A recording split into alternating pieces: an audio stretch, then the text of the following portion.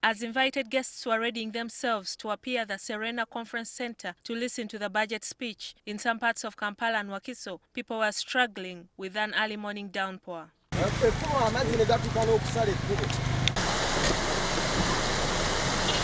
In Nansana Trading Center, we found Lawrence Chiimba whiling away the rainy morning in his wife's dry cleaning shop.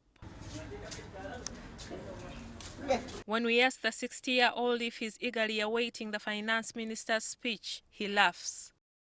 He last listened to the speech in 1992.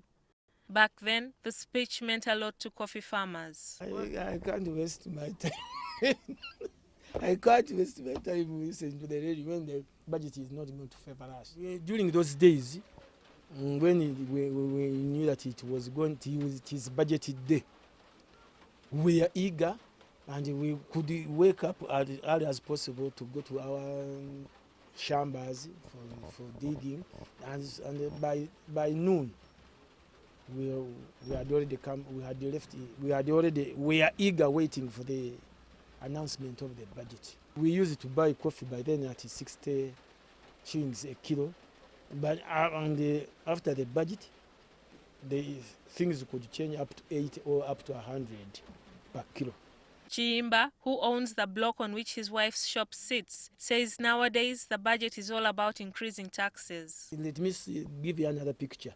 Long ago, some people would even hide some of their sugar so that sugar. Let's say someone has 10 bags. He says, "Let me hide this sugar. After the budget, I will bring it back when the price has increased." I think he gave to that point. We found Peter Sematiko at his bar and restaurant. A veteran of the Liberation War, Sematiko says the budget speech has lost meaning. On the budget day, it was like almost a public holiday, because from midday we would get switch on our radios. But these days it is quite different. You could see parliamentarians seated, some dozing, some laughing, and clapping for what we don't understand.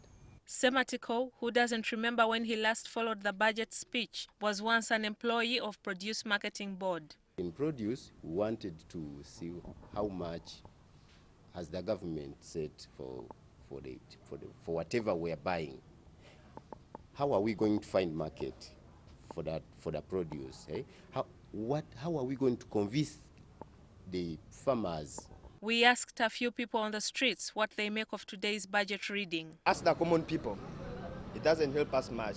Yet the income tax comes from us, the common people. It's important for us to know the money is going to be spent in this kind of manner. But if we sit back and you don't want to know about the budget, Uganda is our household. We are supposed to know how it's run. This afternoon, the finance minister read the national budget, but for the common man on the street, it makes no difference. It's just another day in the race for survival.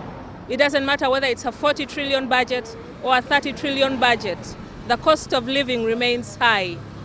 GILLIAN NANTUME, NTV.